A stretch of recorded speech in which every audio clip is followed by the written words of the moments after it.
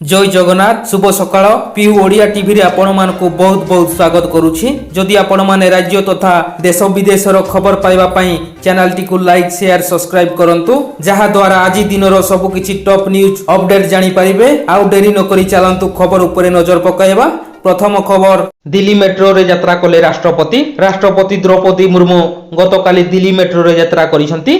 एही गस्त समय रे राष्ट्रपति स्कूल छात्र छात्री सह आलोचना करिथिले। राष्ट्रपति मुर्मू छात्र छात्री मानको सेमानक भविष्यत लक्ष्य विषय रे पचारिथिले। राष्ट्रपति भावे दायित्व ग्रहण करिबा परे प्रथम थर पई राष्ट्रपति मुर्मू मेट्रो रे यात्रा करिसंती। दिल्ली मेट्रो रे यात्रा करिबारे से हेउछंती भारतर द्वितीय राष्ट्रपति। परवर्ती खबर युवती दुष्कर्मकारी को जेल दंडादेश जरिमाना। कंधमाल जिला बालीगुड़ा एसडीजेएम कोर्ट एक 19 वर्षीय युवती को दुष्कर्म होइतबा मामलारे विचार करी दुष्कर्मकारी युवक बुनु दिगाल को विभिन्न दफारे 4 वर्ष 10 मास सश्रम कारादंडादेश सहित 3500 टंका जरिमाना शुनानी करी कोर्ट निज राय रे उल्लेख करिसंती। परवर्ती खबर विश्व ओडिशा भाषा सम्मिलनी प्रदर्शन बुली देखिले बीके पांडियान। विश्व ओडिशा भाषा सम्मिलनी परिसर रे प्राचीन मध्ययुगीय एवं आधुनिक तीनोटी विभाग रे हेउथबा प्रदर्शनी को बुली देखिचंती 5टी और नवीन ओडिशा अध्यक्ष श्रीयुक्त बीके पांडियान। गोटे छात तले ओडिशा भाषा साहित्य इतिहास एवं ऐतिह्य को नहीं प्रदर्शित विभिन्न विषय को देखि खुशी होइथिले। एही अवसर रे से प्रदर्शनी बुली देखिथिबा विभिन्न स्कूल रो छात्र छात्री सह कथा होइथिले।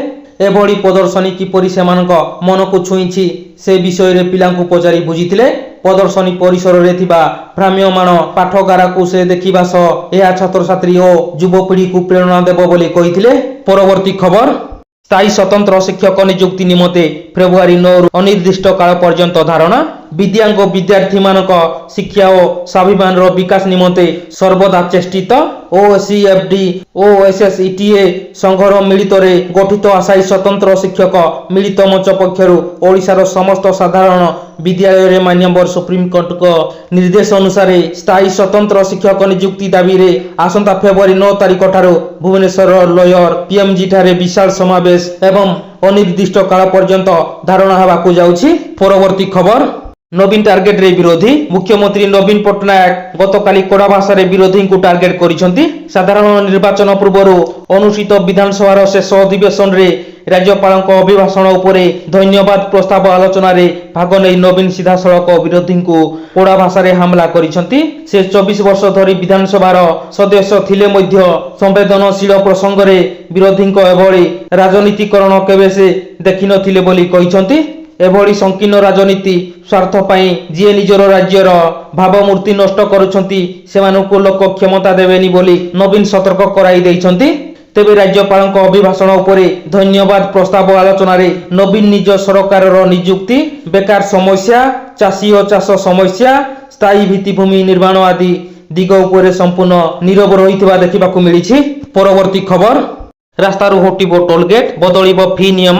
केंद्र सरकार टोल फ्री पाई उपग्रह आधारित पथकर प्रणाली अर्थात सैटेलाइट बेस्ड टोल टैक्स आरंभ करिबा उपरे विचार करूछंती। तदंत अनुसार टोल गेट हटाई दिया जिवो एवं गाड़ी चालकों को केवल सेतिक दूरर टैक्स देबाकू पड़िबो जेतिकी सेमाने यात्रा करिवे।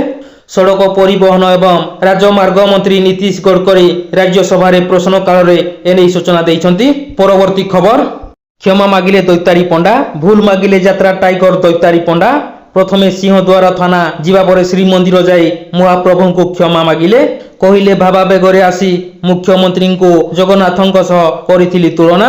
एभली मंतव्य पाई करूछि पश्चाताप एमिति मंतव्य आउ केही न देबाकू देले परामर्श।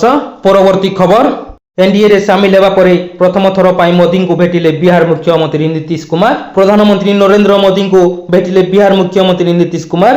फेब्रुआरी 12 तारिख रे विधानसभा रे नीतीश कुमार नेतृत्वाधीन सरकार अवस्था भोट रो सम्मुखीन हेबार 5 दिन पूर्व नुआ दिल्ली रे गतकाली एही भेटघाट होइथिबा देखिबाकू मिलिछि। विशेष सूत्रରୁ मिलिथिबा सूचना अनुसार बीजेपी शीर्ष नेताଙ୍କ सह मुख्यमंत्री बैठक में बिहार राज्यसभा निर्वाचन संपर्कित प्रसंग रे आलोचना होई पारे।